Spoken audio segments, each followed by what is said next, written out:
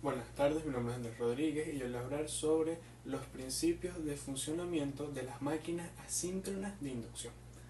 Los motores asíncronos funcionan gracias a la inducción electromagnética. Al aplicar corriente alterna al estator se crea un campo magnético giratorio. Este campo induce corriente en el rotor generando un campo magnético propio que intenta alcanzar al del estator.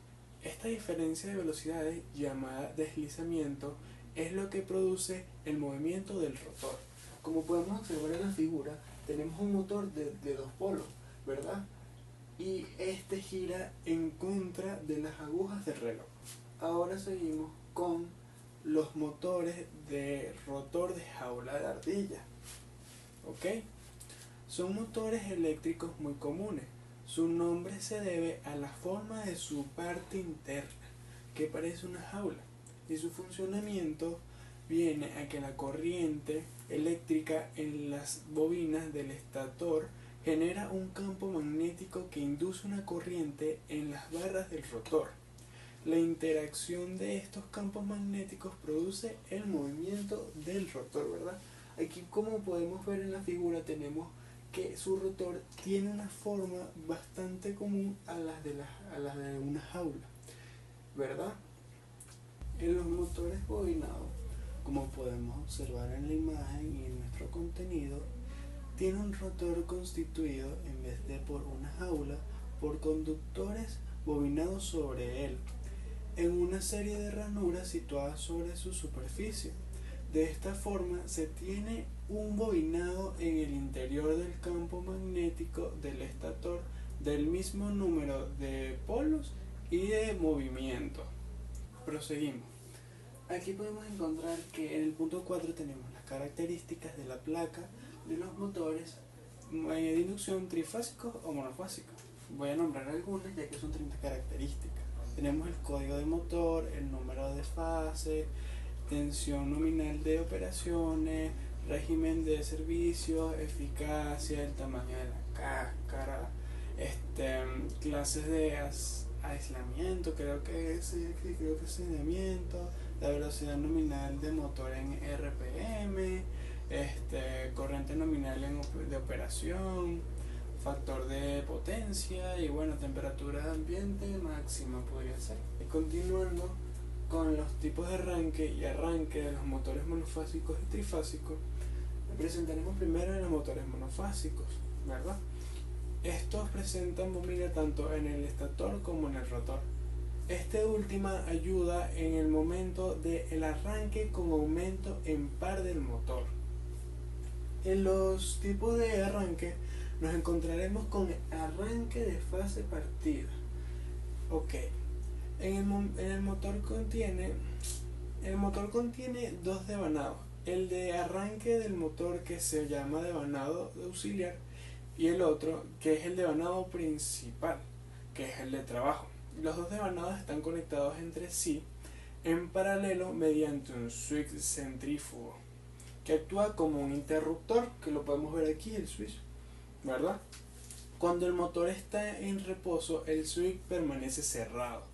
En el momento del encendido del motor de fase partida y alcanza el 75% de su velocidad en RPM, el switch se abre y toda la alimentación llega a parar en la bobina principal. Ok, podemos pasar a el arranque con condensador.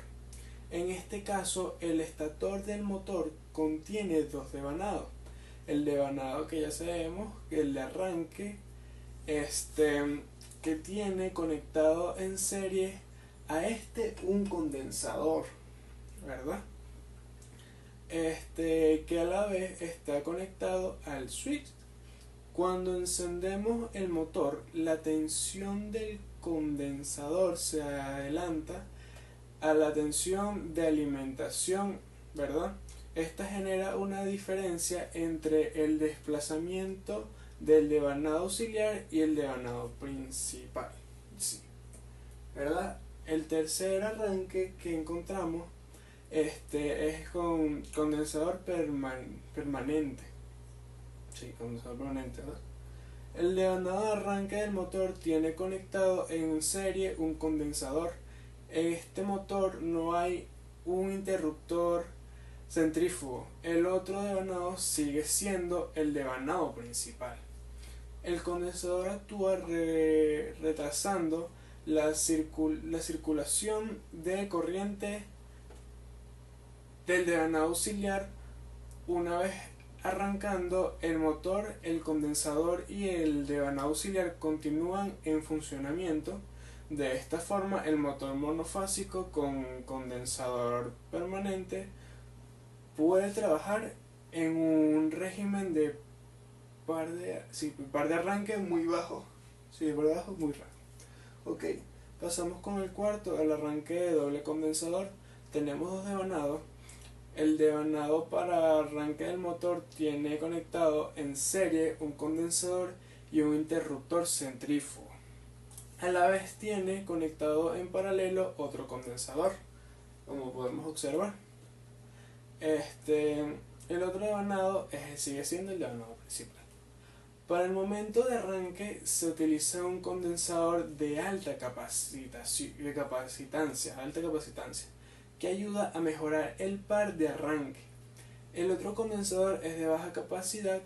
De serie con el devanado de trabajo ayuda al motor en factor de potencia y eficacia, ¿verdad? Ok. En los tipos de arranques trifásicos podemos encontrar el arranque estrella triángulo.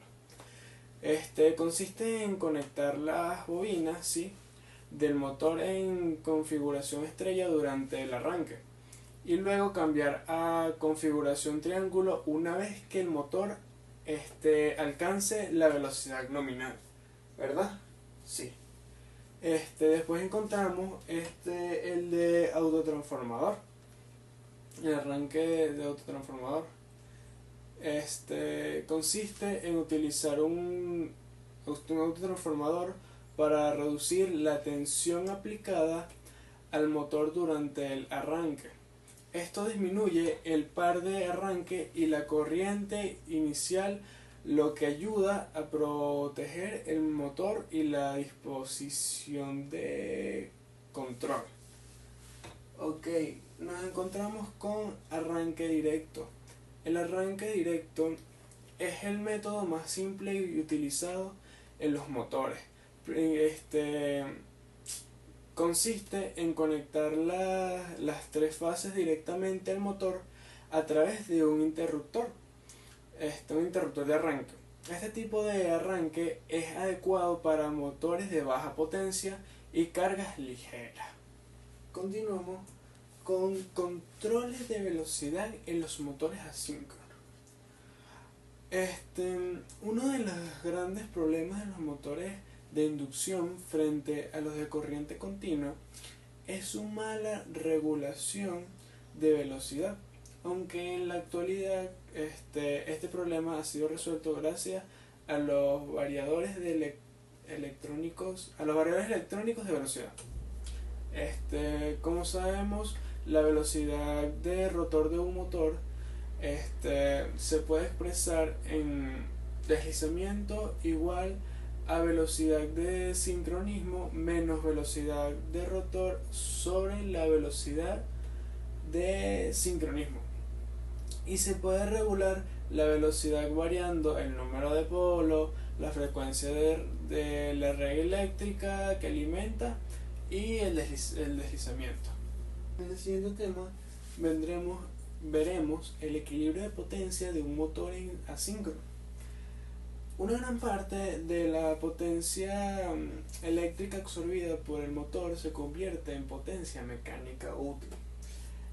También tenemos que el rendimiento se define como el cociente de potencia útil entre la potencia útil y la potencia absorbida. Y nos encontraremos un gráfico donde nos mostrarán la pérdida de potencias en el estator como en el rotor. Pasando al siguiente tema, tenemos como último punto las curvas características de un motor asíncrono. Tenemos la curva característica de velocidad, que nos indica cómo varía la velocidad en función de la potencia útil, manteniendo constante la tensión y la frecuencia, ¿verdad? En la curva característica de consumo, con tensión y frecuencia constante relacionada a la corriente absorbida en función de la potencia útil,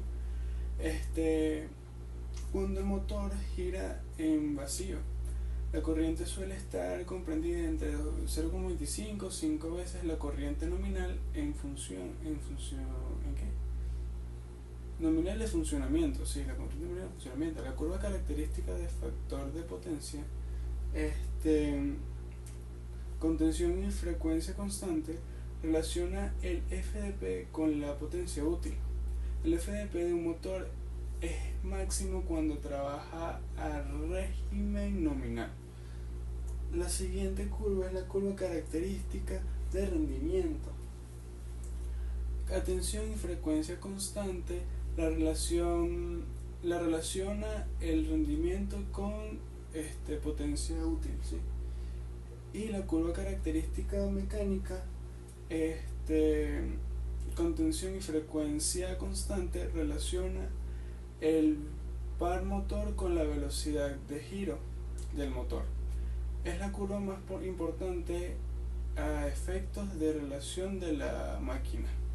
Bueno, muchísimas gracias por su atención. Esta fue toda mi exposición. Espero que les haya gustado y que les haya parecido bien todo el contenido. Muchas gracias.